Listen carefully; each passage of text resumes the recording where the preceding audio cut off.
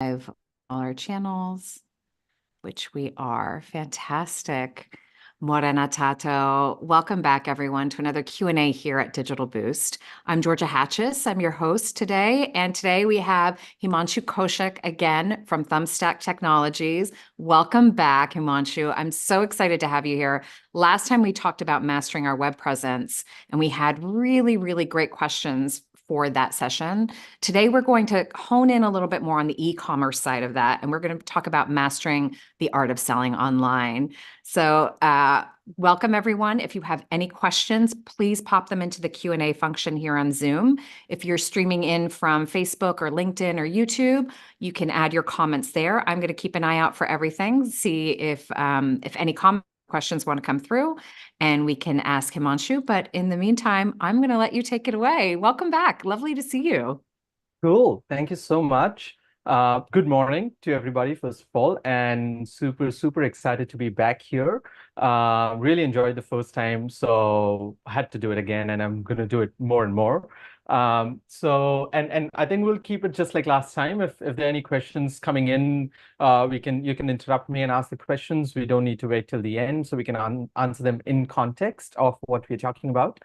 And thanks for introducing. Yes, we spoke about, mastering your web presence in the previous session. If you haven't watched that, you can go back. There are going to be a couple of recall slides from that session today. But today we are mainly focusing on mastering the art of selling online. So I'm quickly going to share my screen and then we'll get going. So we'll just give it a second for everything to show up correctly. Georgia, if you just want to give me a thumbs up and you can see the screen fine. Perfect. Amazing. Cool. So again, greetings to everybody. First, again, just want to take a couple of seconds to express gratitude to Digital Boost for having me and all the listeners, the audience who have joined us today. Hope you guys take something out of this session, something new, something positive, or you might just have some questions. So would be more than happy to answer them. So again, today the topic is mastering the art of selling online, strategies for SMEs. Let's again start with a simple question. Is your business optimized for selling online? Now, what does this mean? This means, do you have the right e-commerce setup? If you already have one, meaning if you're already selling online through an e-commerce portal, do you have the right setup? And if you're in the process of building a new one, are you on the right path? Is sort of the sense of what we're going to be trying to cover today. There are a few pointers that come into mind when we talk about small and medium-sized organizations. What are the different things that they get stuck on? One of them is technical shortcomings, because obviously not all business owners are tech savvy, or not all business owners might have all the information they need to understand the world of e-commerce. So technical shortcomings is one, which we're going to try and overcome today. Lack of proper guidance ends up being a huge one, because it's very easy to, ask somebody for guidance or go to an e-commerce house or a digital agency to get something done, ourselves being one of them. It's very easy to just buy what they are selling and not understanding what you actually need. So the session today is going to be understanding what you might want to go for. And again, the last one ends up being too many options, because you do have too many options today when you look at the whole e-commerce world. So we're going to quickly start with a bit of background about us. So we are Thumbstack Technologies. We like to call ourselves a tech agnostic company, meaning we are into the whole game of giving solutions and not selling a technology. So we end up working across the board. If we talk about e-commerce, we end up working from Shopify, WooCommerce, all the way to custom builds as well. But it depends solution to solution. A big part of us is we're a big team. We're about 40 plus family members at this point in time. And a big part that lives with us is we always look at building partnerships and not work in a vendor-client relationship, but actually try and become your extended digital arm. Again, because a lot of companies cannot afford to have a full tech team in-house. So we try and become that for them. A bit of background about me. My name is Himanshu Kaushik. I'm a co-founder at Thumbstack Technologies. I'm a software engineer from my academics who started working in the project management space, now turned into an agency director. Throughout my career, I've had the opportunity to work with a lot of great clients. Naming a few, we've worked with, in the New Zealand context, Suzuki New Zealand, Smith& Smith, Laser Group, so a little bit in the for-purpose space, Cure Kids New Zealand, Breast Cancer Foundation New Zealand, a bit on the global side as well. I've worked with Greenpeace in the past. I've worked with some leading banks to do some parts of their softwares as Thumbstack Technologies. Um, so moving on to just understanding what we're going to be going through today. So just, setting the stage. First, we're going to touch very briefly upon the history of e-commerce just to understand where we started from and where we've got to. Very basic. Then we're just gonna look at some avenues of e-commerce, compare marketplace versus having your own e-commerce portal. Then get into platform versus custom build, setting up your own e-commerce points, and things to consider when you're setting up your own e-commerce store. So let's start with a bit of the history of e-commerce, right? So originally, the inception of online shopping happened in 1979. Now, it doesn't seem like we had e-commerce back then, but not in the sense of e-commerce that we understand today, but the real sense of e-commerce, which is electronic commerce, which was back in the old days when you were sitting in front of your TV screens watching the telesales channel with the phone in your hand and waiting to ring in when your toaster shows up with that you wanted to buy. So that was the sense of e-commerce at that point in time.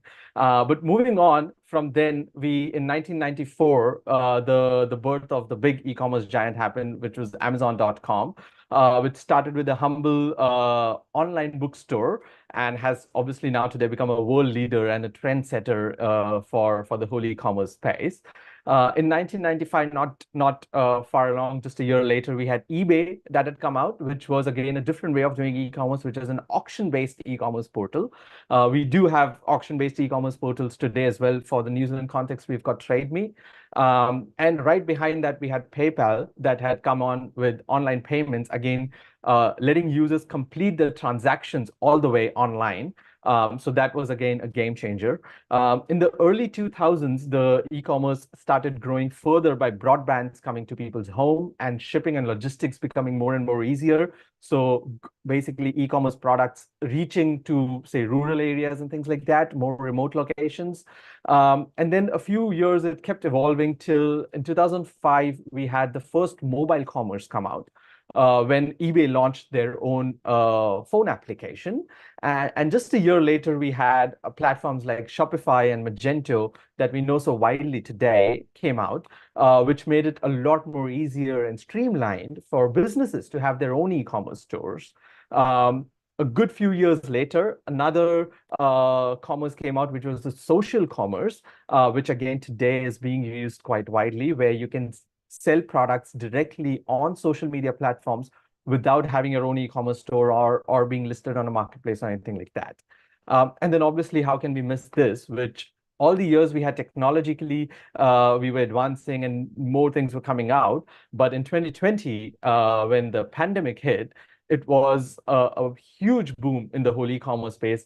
Businesses that never thought would need an online store ended up having online stores and e-commerce websites. And a lot of businesses who were not moving into that direction just started moving into that direction.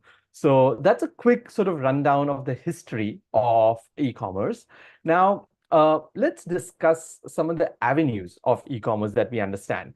Now, I know when we talk about types of e-commerce, we would go into the B2B and the B2C and all that sort of things, but that's not what we are discussing today. We're discussing different avenues in the sense of marketplace, own e-commerce, subscription, drop shipping, and social commerce. So marketplace, just quickly, marketplace is a platform that connects multiple buyers to multiple sellers and just becoming the aggregator in the middle. For example, what Amazon does today, or what Mighty Ape does, where sellers can list their products and put the product names and the descriptions, and the buyers can come on and look at the products and buy it right there and then. But the e-commerce store is not yours.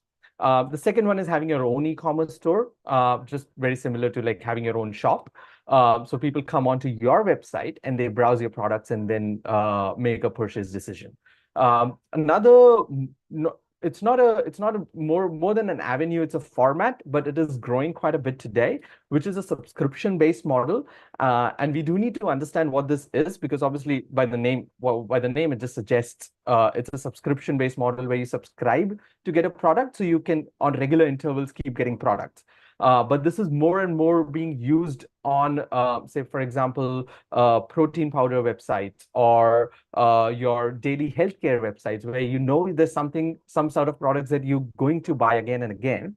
So as e-commerce store owners, you need to make sure you have such functionalities available on your website. So that's subscription for us. Then we've got drop shipping. Drop shipping was a format that was booming quite a bit at one point in time, where you don't own anything, you just have an online portal, and buyers come and look at the products, they buy something, you reach out to the supplier, you place the order's then fulfilled by sending it to the buyer directly. You don't own any inventory, you don't have to buy anything, you don't have to have a physical shop, nothing like that. It's just an online portal. In this case, you are becoming an aggregator like a marketplace, but not in the sense of connecting multiple sellers to buyers. And then towards the end, we obviously have social commerce, which today, again, is very widely being used.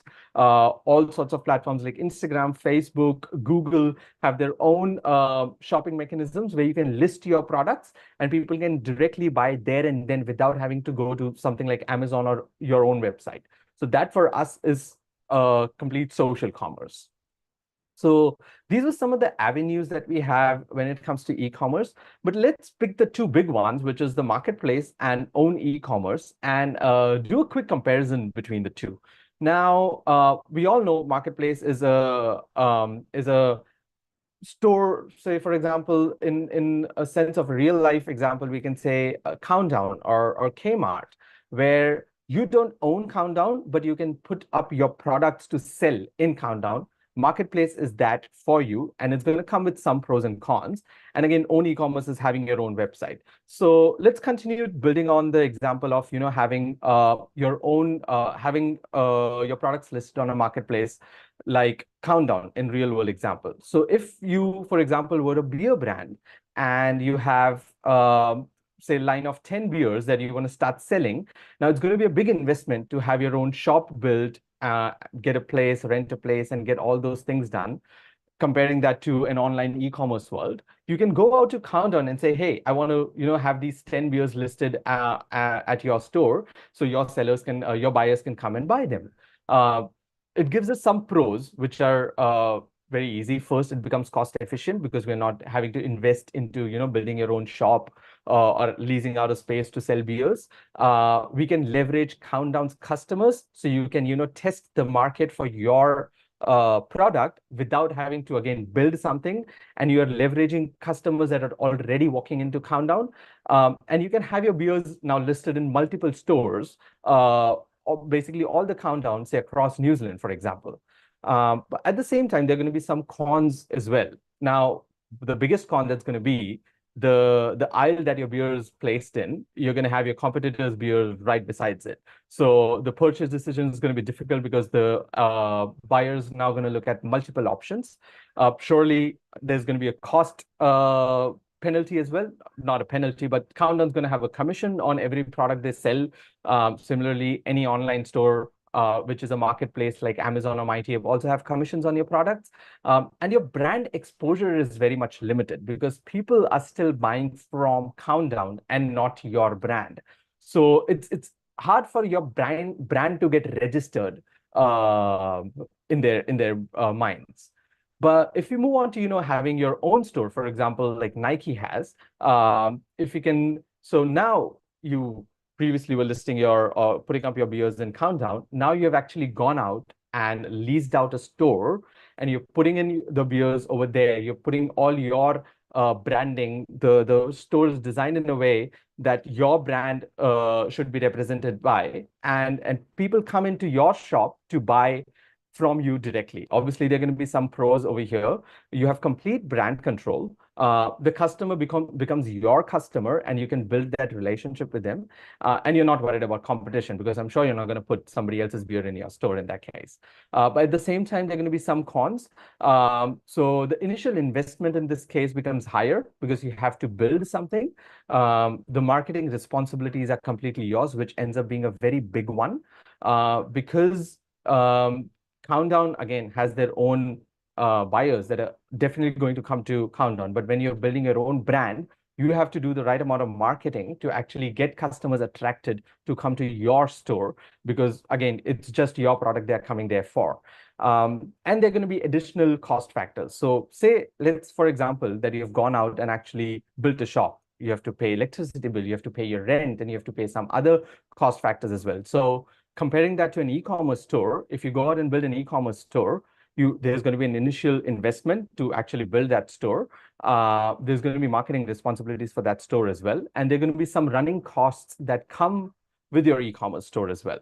Now, we'll be discussing these points a little deeper, comparing the different types of e-commerce stores you can do and all of that. But at this point, we're trying to understand that how a marketplace compares to having your own e-commerce store. Cool. Moving on. So today I we are have a mainly, quick question for you. yeah, Sorry. go for it. So from a marketplace perspective, is there a way, or do any of the marketplaces have a link to your e-commerce? Because let's say you have your own e-commerce site and you're also listed in a marketplace. Is there a way to funnel to does it depend on the marketplace? So the way I would answer that, previously there used to be some naughty ways of doing it, but Okay. obviously Amazon does not want you doing it. So technically, no. And so other marketplaces don't really want you doing that. So technically, there's no proper way of linking back to your own e-commerce store. But if your brand registers, then people would want to next time, look up the brand name. And when they straight away look up the brand name, if you have your own e-commerce store, that shows up above Amazon, because obviously they've searched directly for the name. By that, you can, get those customers coming onto your website. But there's no way of linking from a marketplace to your own e-commerce store. Okay. Okay. Thank you. And to continue on that, a lot of brands do, end up having as a business decision, be listed on both the marketplace as well, and have their own e-commerce store at the same time, and keep driving sales from both those platforms. Because at the end of the day, for a brand, it should be more of sales rather than where it's coming from, to a certain extent. So yeah. Cool. So today our main focus is going to be your own e-commerce store. So first, we'll be discussing different aspects, or say different approaches that you can take to your own e-commerce store, how you can build it, what are the different ways and things like that. And then we'll get into some detailed pros and cons of all the different types and all of that. So up until now, we've established that you can have a physical store like Countdown, where you're listing your products into, but it's not your own store, or you can have your own shop. But even within that shop, there can be multiple different ways of doing it, right? For example, you can have a shop that you've taken in a shopping mall, or you can buy a land and build your own shop. So now these two are going to come with their own, say, pros and cons, or the things that you have to do behind them, right? So similar to that, there are two approaches for building an e-commerce store as well. One being a platform build approach, and the other one being a custom build approach. So platform is very similar to, getting a shop in a shopping mall, where a whole ecosystem is ready for you. There are 100 other shops over there. All you do is you buy one shop, and then you make it the way you want it to be, and you start selling your products over there. But the custom would be where you actually, build the shop from scratch. Similarly, on a website, a platform build is something where there's an existing platform, something like Shopify or Wix or Squarespace, that exists at the moment, where you can go in, start picking things, put a shop together, and have it up and running. Whereas a custom is going to be where you actually, ideate on what exactly you want to build, how you want to build it, what kind of technology stack you want to build it on. From scratch, you design, you build, and then you launch your e-commerce store. So diving deep into the ready-made platforms that we have today, we have a nice graph over here sort of showing the market share as well, and the four big options that we have today, which is Shopify, WooCommerce, Wix, and Squarespace. WooCommerce being a part of WordPress, taking the most amount of the market share, above 50%, and Shopify at 11, Squarespace at 14, and Wix at 8%, and having others which are custom and small builds at 15%. So now these ready-made platforms are more for the DIYers than the agencies building them. So there are agencies who would build websites on Shopify as well, but the crux of or the foundation of something like some these platforms are basically for DIYers. So you can actually go in there, start setting it up on your own. Now, if we compare it to a real world example, going back to the shopping mall, in this case, you don't have to go and build the shopping mall. All you have to do is just build the shop inside the portion that you've bought, and you start listing your products, right? So if you look at the first two options, for example, Shopify and WooCommerce, these options sort of start from drag and drop to going to a bit more flexible yet functional website as well, because they do come from a world of plugins where you can get different plugins and make a fairly functional website out of it as well. That is where it starts getting a bit complex and complicated as well. But at the baseline, it is a drag and drop sort of thing. Now, again, going back to real world examples, if you imagine you've got the store, and now you've got an ecosystem of racks that you can put together and make a store out of it on the way you want it to be, and then place your products on it. That is what Shopify and WooCommerce for you is. But if you look at something like Wix and Squarespace, it is even further down, more for like the people who don't want to make it complex, keep it very simple. The DIYers can just drag and drop, put a shop together. So this is again comparing to a real world example. The racks in this case are fixed. You can't do much. There's no ecosystem of racks here. All you can do is just put your logo and put the right colors in place, and then just start listing your products in the right manner. So when we look at these two platforms, that is the reason some agencies work with Shopify and WooCommerce, because as a starting point, it can be drag and drop, but later on you need some expert help to actually set up a bit more functional shop in the sense. And Wix and Squarespace are super simple shops again. And so for WooCommerce and Shopify, like you were saying, is it more customizable? Is that the right word? Yeah. So you can make it a little more unique to you and to your products, and still keeping in mind customer experience, right? Because we want to make sure it doesn't get too complicated for customers. Where Squarespace would be so simple. It's like, but Squarespace, like pretty much all Squarespace e-commerce sites are similar, I'm guessing, just the different brand colors, how you would customize it. Yeah. Okay. So it would be more like something Squarespace, Wix is giving you templates and some flexibility to move around the design elements of those templates. But when we talk about e-commerce, the e-commerce engine is what really runs the website, right? So the e-commerce engine of Wix and Shopify is limited to what it does, and the feature set that it comes with. Something like WooCommerce and Shopify, because it comes with a huge background of plugins behind it, on top of the existing e-commerce engine and the feature set, you can keep adding those plugins and keep making it more and more functional to your needs.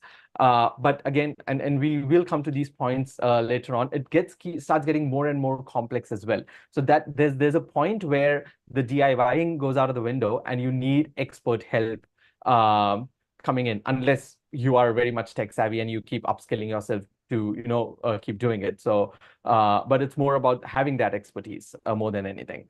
And the great thing from what I'm hearing is, even if you are DIY and you don't have that expertise, you have options here that are the simple options that are just fine, that can be just fine for whatever your business is. Yes, exactly. But the only thing, and we will discuss that in the pros and cons here. So we're quickly going to go into the pros and cons of ready-made platforms. So one is obviously the pros. It's going to be very quick and easy to set up, because you're not designing anything from scratch. You're not writing any code. You're just dragging and dropping things in place and putting in your information. There are built-in tools and templates ready there for designs. So again, a big part of website always ends up being the way it looks. So there are templates designed, very well designed templates ready as well, that you can use. The hosting and maintenance is handled by the platform. So very similar to not having to pay your own electricity bills. You have to pay them, but you don't have to worry about them. They're just going out and it's all handled, because hosting ends up being hosting and maintenance ends up being a good part of, running a website. And then integrated payment features. So it's basically a full stack solution, all the way from listing your products to being able to buy. So they've created that solution, right? So you don't have to worry about adding payment gateway and making sure integrations are done and things like that. But at the same time, there are going to be some cons as well. So the customizations and the platform capabilities are sort of going to be to a certain extent only. Because if you want to create the most bespoke buying experience based on certain questions that are asked, and also just the words that are coming out of me, that's not possible on a platform like this, right? Limited customizations. One very important point when it comes to these platforms, especially things like Shopify and WooCommerce, the monthly fees and the transaction costs can keep adding up. So we need to bear in mind two things here. One, there's obviously a monthly cost to run Shopify, right? Which is very similar to your website hosting cost. You have to pay for your hosting. But at the same time, there's going to be a small transaction fee that they take out of every product that you sell as well, or every order that has been placed as well. So that can add up. So we need to bear in mind the amount of sales we are thinking and the amount of money we are shelling out over there. And the reason I'm saying this is because those things are important to understand when we are comparing if we do platform build or custom build. And the monthly fees, especially with Shopify, keeps adding up more and more when you add plugins, because every plugin you add either has a one-time cost or a monthly subscription cost attached to it. So on top of your Shopify website, your Shopify hosting cost, all the plugins that you get are going to come at a cost as well. So if you start a small, humble e-commerce shop today, but it keeps growing over time and you're adding more and more functions to it, there'll be a point that your monthly running cost of Shopify can go very, very high. So those are the kind of future goals you need to keep in mind. Again, platform dependency and migration becomes difficult because now that you've picked a platform, you're on that platform. So if you now like a different platform, which has a new feature set, you're not going to get that on this platform because you've chosen that platform, right? So the platform dependency is always going to be a thing. And migration ends up being difficult as well because just let's be honest, nobody wants you nobody wants you to go away. Once Shopify has onboarded you, they don't want you to go away. So migration is always going to be difficult. And you may face scalability and limitations as well. So as we discussed, because of limited customizations, if your online business is growing and you want to add more and more features, at one point that feature set will have to end. So your website won't be any more scalable. But this we have to bear in mind for simple e-commerce, it's always more than enough. Like a humble e-commerce store can live its entire lifespan just on a simple platform build as well. Because if at the end of the day you're selling like 20 designs of different t-shirts and you have new designs coming out every 4 months, a Shopify website is going to be enough for you. So cool. And then we move on to the custom build.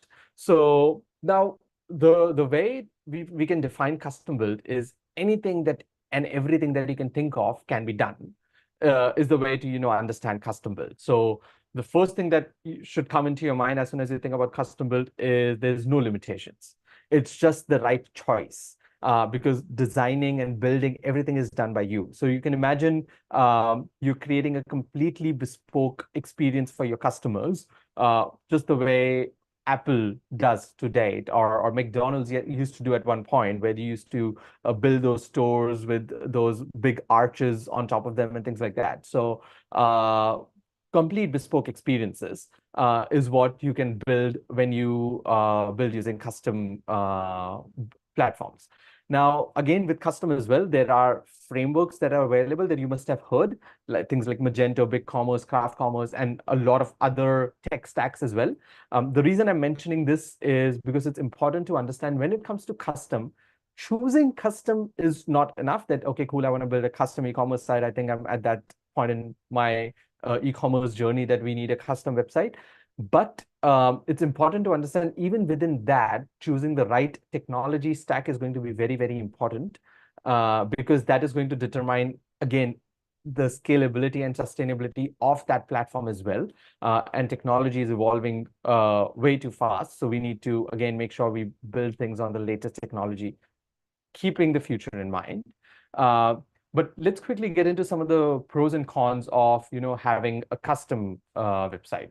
So quickly going into the pros, we've got, again, complete design and functionality customizations. So full flexibility over there. Optimized for performance and scalability. So again, in today's day and age, performance is a very, very important thing. When you build using platforms, you can optimize the performance only to a certain extent, but when you're building custom, it's all in your hands. So you can optimize the way you want it to be. And then full control over data and security. So one very important thing, whenever you're building on Shopify or any other platform, the data is going to Shopify as well. In this case, you own the data, you own your customers, and you can build security your way. And the most important one is tailored customer experience and features. So no, this is the most important one when it comes to the pros of having a custom website, right? So again, these platforms are also bringing out new and latest features every other day. But there's going to be one or the other business that is going to need something to be done a certain way. And these platforms are not going to make it happen for just that small niche, right? Or that particular business, because you feel you want to sell your products like that. But custom allows you to do that. So tailored customer experiences is a very big point. Obviously, there are going to be some cons as well. We've got a higher development cost, obviously, because you cannot DIY this unless you know coding and designing and all the other things that need to be done here. That ends up being the second point, which is having all the technical expertise to develop and maintain such websites. The ongoing costs for hosting and security and updates have to be managed by you. This is again not a con in a way that there's not going to be any ongoing cost for the platforms. There's ongoing cost over there as well. But over here, the management comes on you, choosing the right hosting, making sure the website is secure, making sure you're updating regularly, because in case of Shopify, they are updating the platforms. In this case, there's no platform here, right? So you have to keep doing those updates. And you're responsible for the compliances and any other things that come with it when you're using payment gateways and things like that. These things are getting more and more easier with easier integrations from the payment gateways end now. But still, that is a point in this case, has to be a con, because in case of something like Shopify, they are taking care of everything. All you're doing is paying the money and putting a shop up there, right? So just give and takes of thing. Now, it ends up being a very important question. How do you pick if you want platform or you need custom, right? So it's these four things you need to consider when you do that, but not just limited to these four words. So let's just understand what exactly customization and cost and scalability and time to market means.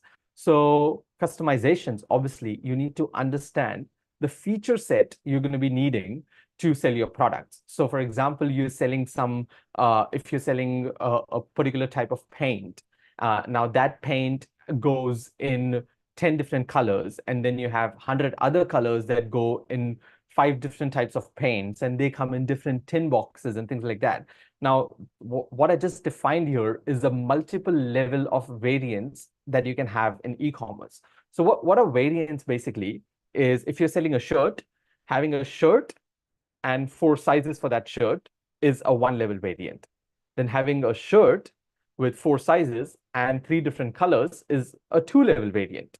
So similarly, as more and more of these variants grow, and your business is going to require that kind of online shop, a platform is never going to suffice that, right? So understanding the type of customizations and feature sets you're going to need, and the most important point is not just today, but 2-3 years from now, when you see, based on your plans for your e-commerce journey as well, because there's going to be a certain cost to do platform today and then reinvest into custom 2 years later. whereas there'll be a lower cost to do a simple custom today compared to reinvesting again at a later stage. So it's very important to understand your journey. And it can very well be that, as I said earlier, you can have your whole e-commerce lifespan spent on a platform as well, but you need to know if your business is that. The second one being cost. Now, cost comes into picture from a few different angles. Obviously, one is the development cost, which is the initial cost for custom, and the development cost for platform, which is lower. That is one of the factors that you need to take into account. The second one is the ongoing cost, which I mentioned earlier as well. For something like Shopify or WooCommerce, where you have these plugins, if your requirements are growing and you're adding more and more plugins day by day, your ongoing cost is increasing as well. And mind you not, your Shopify ongoing cost, which is advertised on the website as $30 a month, can go upwards of good few $1,000s a month as well. So you could be spending a good $40,000-$45,000 just on your running cost of a Shopify shop. And there are shops that are doing that out there today. So that's how you have to consider cost from a few different angles and understand that. If you have functionalities that are not going to grow like that, always go for a platform, because you don't want to spend that investment for doing a custom build. Second one being scalability. Now, this is a combination of customization and cost, because scalability, obviously, at a certain point in time, you might have to scale from different aspects. One is feature set, because say you've added a new line of products or a new category. Other could be that your business itself has scaled, so you need to evolve yourself to be a bit more professional and have that custom experience and things like that. So keeping scalability into mind, you need to make sure, and your future plans into mind, you need to make sure that you're making the right decision today to go with platform or custom. It can be that today you build a platform site, run it for 3 years, and then 3 years later you build a custom website, because at that point in time you understand that you now need a custom build. Or you can build a simple custom site today and gradually grow it as well. So there are two ways you can take it. And the last but not the least, which is time to market, because the amount of time required to build a custom versus a platform is always going to be different. Custom takes a longer time. Platform can be done quickly. So if you are in the market to test your product, the time to market is lower. You need to get it out there quick. You can go for platform and have it up and running really fast. Whereas if you have time in hand and you want to build a custom experience, you can go for a custom build. And with that, we come on to an interesting part where we talk about setting up your own e-commerce store. Just going to take a second and have a sip of water.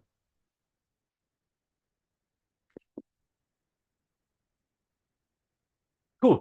So now setting up your own e-commerce store. So let it be platform or custom or getting it done through an agency or anything like that. But the points we're going to be covering from here on are more to understand the basics of e-commerce and things that you really need to consider when you're building an e-commerce site. And this more focused towards the DIYers, because if you do it right at the start, you can just nail it and have the right e-commerce site up and running. So a quick recall again from the previous session where we spoke about design, aesthetics, and functionalities. So you need to make sure we're not going to get into designs today, because we did speak about it in the previous session. But just quickly, you need to always make sure that your designs always resonate to your brand and the product that you're selling. Basically, a website that sells $10 pens cannot look similar to a site that is selling $1,000 shirts. So you need to bear that in mind. Cool. So things we're going to discuss in this segment are product naming and descriptions, which sounds very basic, but is very, very important. Then we've got categorizing and filtering. Again, sounds very simple, but it's extremely important and very easy to get it wrong. Pricing your products online, thinking about functionality from a DIYer's perspective, payment and shipping integrations, and offers and sales. So again, another really quick recall from the previous session. Always we have to remember content is king. And certain things that we're going to discuss in this section here are going to be around content and how it affects the SEO and the user's experience as well. So starting with product naming and information. Now, it's very important to have intuitive names that are understood by Google. So, and understood by your users as well. It is very easy for you as the e-commerce owner to just put a technical name up there, but the users would not understand that, or take very less effort at not actually thinking about a proper name and just making it even worse. Um, and then information that goes with your products is very important as well. So very often I see the description of products are sometimes just the worst that I can read on the internet, where they're not talking about the product at all. They've just put a one-liner about, yeah, this is a shirt that is blue in color. That's not a description for your product. Reason being, it defines your product, but Google's not going to rank it well because it's not described well as per Google. So there goes your SEO. And customer who's reading it did not actually get what they were trying to get out of it as well. So it's very important to aim for clarity and relevance when you're talking about descriptions.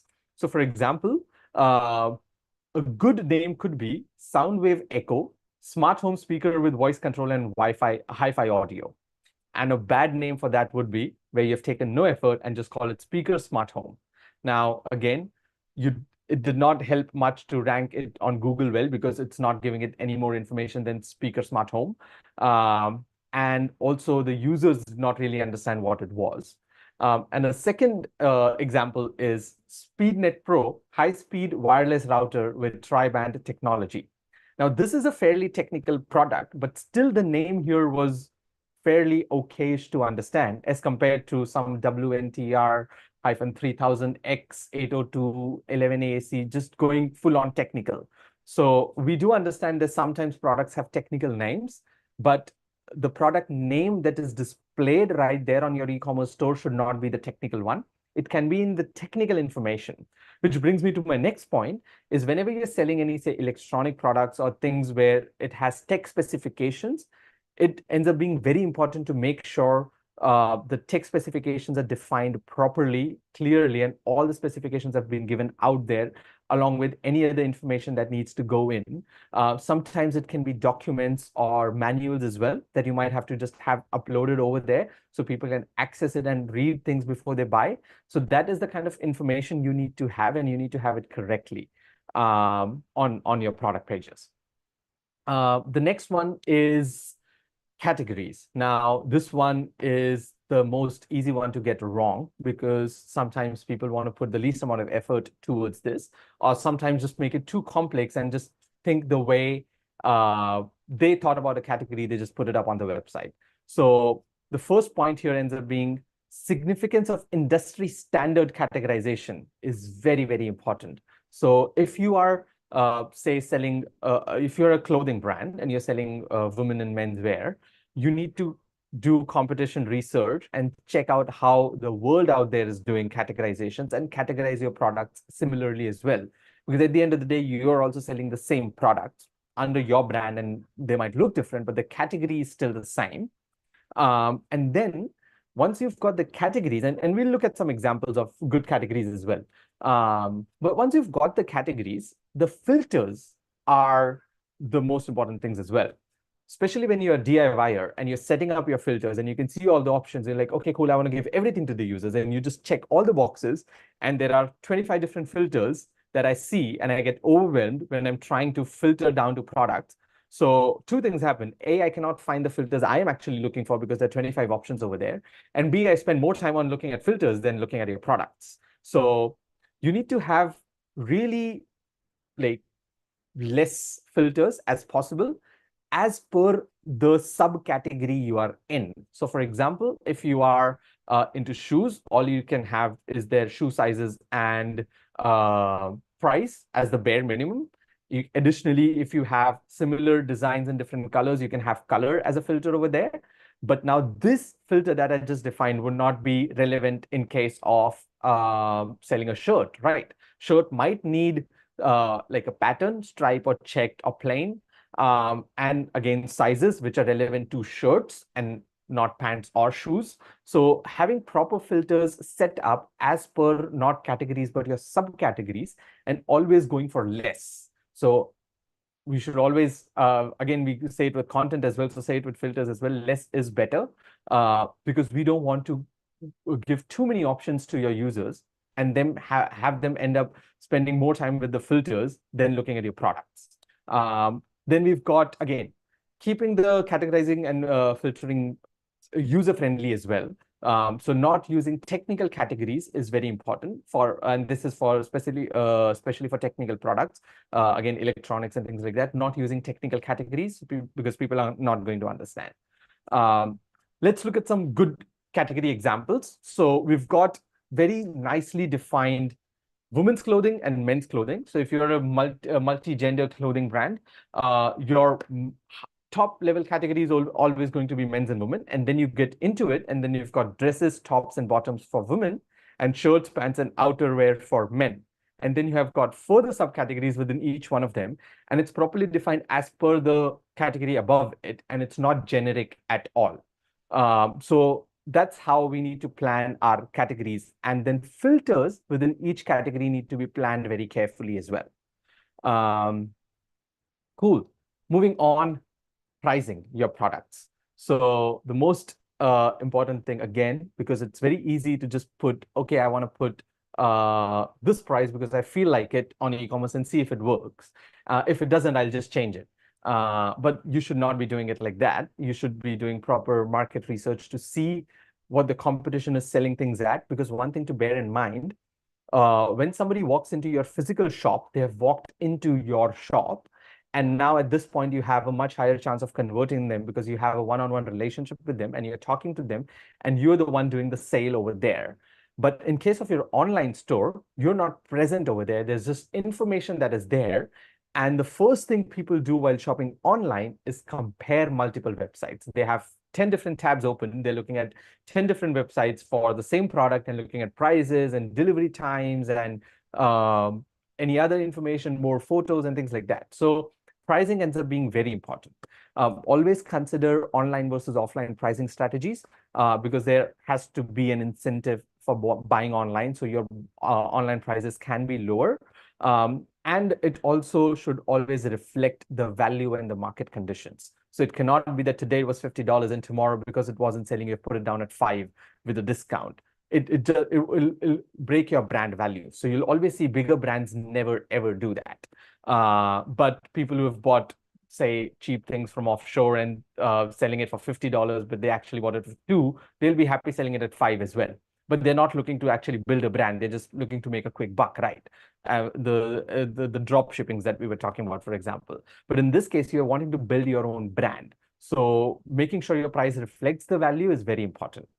Then we've got functionality. Now, this is very similar to filters because as a DIYer, when you see 10 different functionalities in front of you, you want to check all of them off and say, I want all these because my website should have all of them.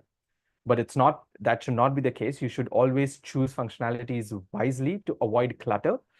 Again, simpler, the better, because it needs to depend on the kind of product you're selling. So keep it as simple as possible.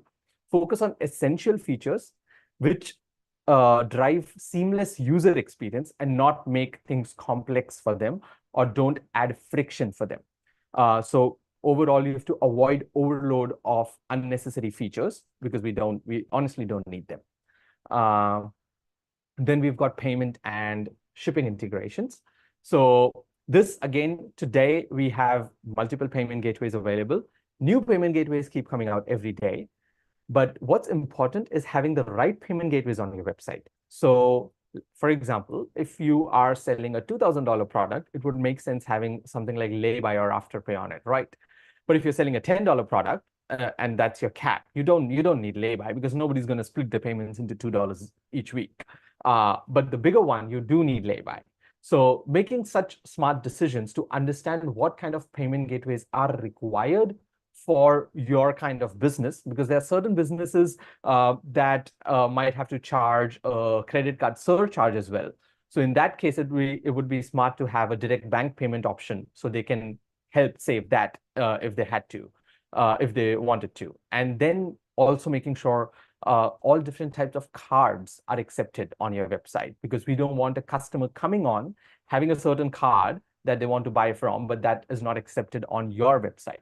That can be the worst thing that's possible, because the customer does not care. Customer has a card and they just want to use it on your website because they're not thinking why you don't have it. So we want to always try to have the right payment gateways. We want to try to accept all the possible cards and have direct from bank options as well. And making sure you have reliable payment gateways as well.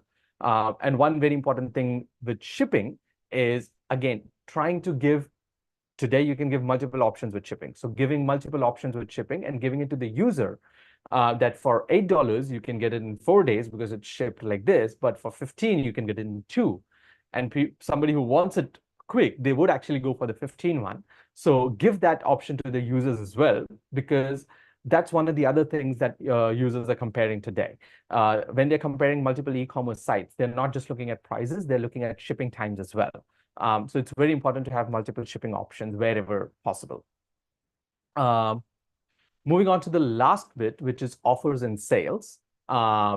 Just like you plan sales and offers for your offline store, strategically plan discounts and sales for your online e-commerce store as well. Advertise that upcoming sale well, so people know that a sale is going to be coming up and these are the kind of products that are going to be going on sale. So doing it properly, and thinking about things like limited time offers to create urgency for selling those products, and not just having a 10% discount throughout the website across the year, because that's not going to feel right. It's not going to feel like a sale.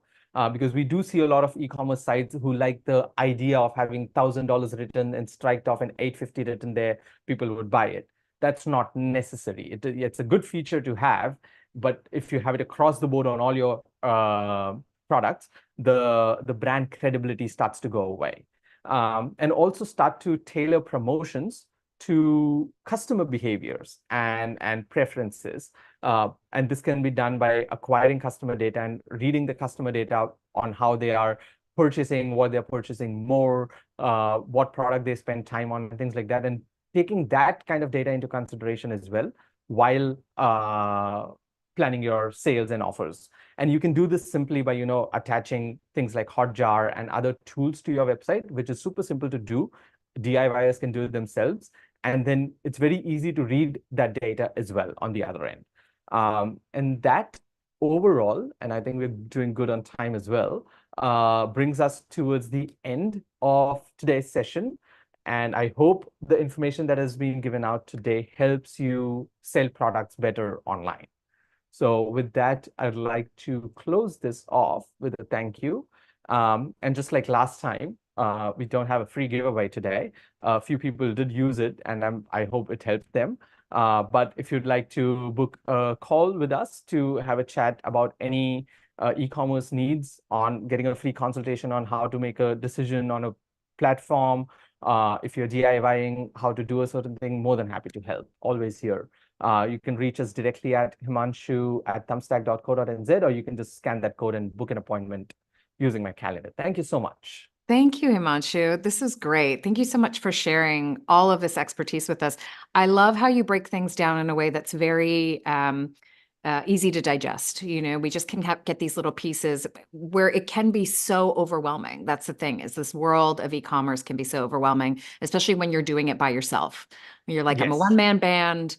I just want to sell my products. How do I start? So this is a really, really great way to see that all broken down. And as Himanshu said, if you have any questions for him that might come up when you're watching the recording, for those of you who are watching the recording who didn't attend live, you can reach out to himanshu@thumbstack.co.nz. You can reach out to us at support@digitalboost.co.nz. We can answer any questions or connect you to Himanshu as well.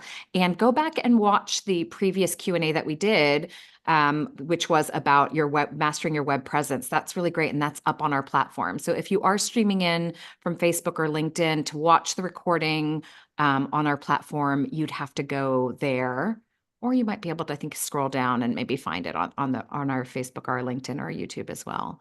Himanshu, thank you so much, as always. We're also going to have a couple of workshops where we get to dive a little deeper into your expertise, and that's going to be in May. So all of you who are watching or listening, go into our platform, RSVP for those workshops. Those do not get live streamed, but you will get the recording if you sign up. Lovely to see you. Lovely to see all of you who are here. And I will catch you on our next Q&A, which will be next Tuesday. Have a lovely, lovely week, everyone. Matewa. Thank you.